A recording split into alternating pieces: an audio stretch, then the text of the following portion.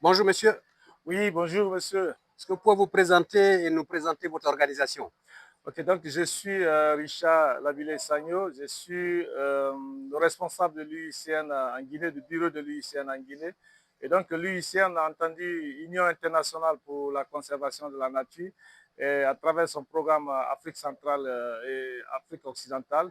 Donc nous avons un bureau pays en Guinée qui est basé à Conakry, qui couvre les activités de l'institution au niveau de la Guinée.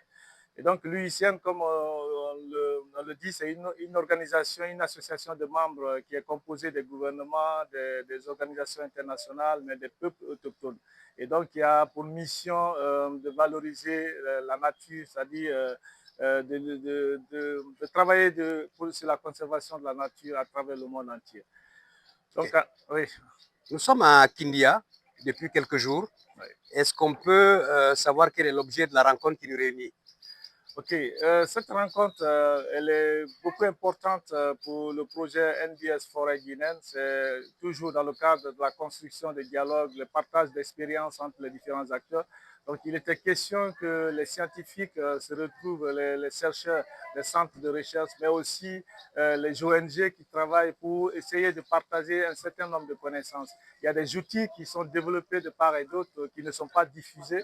Donc, il était important que les acteurs se rencontrent, se partagent ces différentes connaissances, apprennent les uns les autres, et vraiment pour pouvoir avancer non seulement la mise en œuvre du projet, mais aussi pour accompagner de façon globale l'ensemble des activités de développement durable.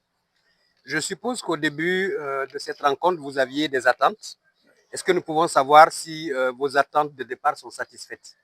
Oui, nous avions formulé beaucoup d'attentes. C'était d'abord de susciter cette collaboration entre les secteurs, que ce soit les secteurs de l'agriculture, de l'environnement, mais aussi entre les différents acteurs. Et nous avons compris par les débats, par les échanges qui ont eu lieu, que les participants étaient vraiment intéressés à prendre beaucoup de connaissances. Et les outils qui ont été partagés ont été vraiment salués par l'ensemble des partenaires. Donc, nous pouvons considérer ici que les attentes que nous nous sommes fixées ont été entièrement atteintes et nous-mêmes, on part vraiment satisfait parce qu'on sait qu'on a produit des connaissances, on a amélioré les connaissances des acteurs qui vont servir dans leurs différentes activités. Donc, c'est surtout de remercier aussi les participants qui ont été beaucoup actifs dans tout le processus. Et puis, nous avons vu des représentants de l'État qui étaient vraiment très intéressés par ce partage de connaissances. Et comme pour dire qu'il faut toujours aller dans le sens de renforcer les capacités des acteurs si on veut aller vers un développement durable. Merci. Vous avez parlé de projets, de programmes. Est-ce Ouais. qu'on peut savoir quelles sont les prochaines étapes dans la mise en œuvre de vos activités? Ok, la mise en œuvre, nous sommes en train actuellement de préparer déjà tout ce qui est matériel végétal pour la restauration positive et sensible aux gens.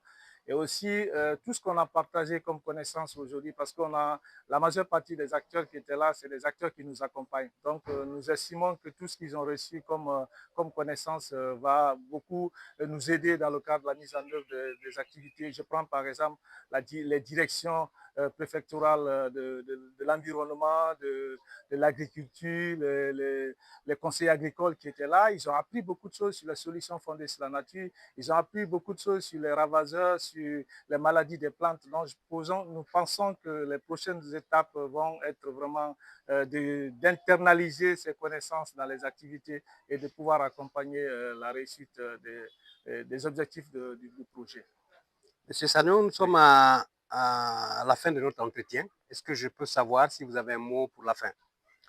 Le mot de la fin, c'est d'abord de vous remercier parce que c'est une occasion, c'est un cadre que vous offrez aux partenaires pour pouvoir renforcer la visibilité des actions. Et déjà, c'est vraiment un outil de communication que vous mettez à la disposition du développement. Donc, nous sommes déjà satisfaits de ça. Et le dernier mot, c'est vraiment d'inviter encore beaucoup plus les participants à accompagner parce que c'est la collaboration intersectorielle qui pourrait nous aider à atteindre les objectifs si on veut s'inscrire dans une logique de développement durable. Je, Voilà. je Merci vous beaucoup. remercie. Merci bien.